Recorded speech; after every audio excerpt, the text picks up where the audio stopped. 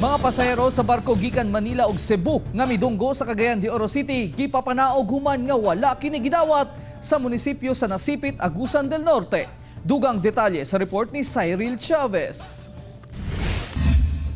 Gikumpirma karon ni Mayor Oscar Moreno nga kaganinang kadlawon nga iyahang gitugutan nga modunggo ug mopakanaog ang 491 ka mga pasahero nga gikan sa Manila ug Cebu human nga gibalibaran kini sa Nasipit sa Agusan del Norte. Sumala pa nga gihimo lamang kini ni Mayor Moreno tungod misugot ang mga pasahero sa maong barko nga moipalawom sila sa quarantine sulod sa 14 ka adlaw aron masigurong luwas sila sa COVID-19. Pag-abot nila sa Cagayan ganinang kadlawon,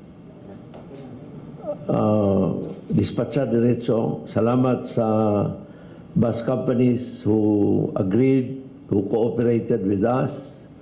Wala magdugay pag-abot, larga diretso sa ilang mga destinasyon. Samtang gibutyag ni Mayor Enrico Corvera sa Nasipit, Agusan del Norte nga wala nila dawata ang mga pasahero tungod wa sila misunod sa mandato nga mag-fill up og mga health indicator forms. Giklaro sab sa opisyal nga wa sila gipatuman nga community quarantine sukwahi sa mikata nga impormasyon karon sa social media. Kauban si James Yap sa kamera. Ako si Cyril Chavez para sa One Mindanao.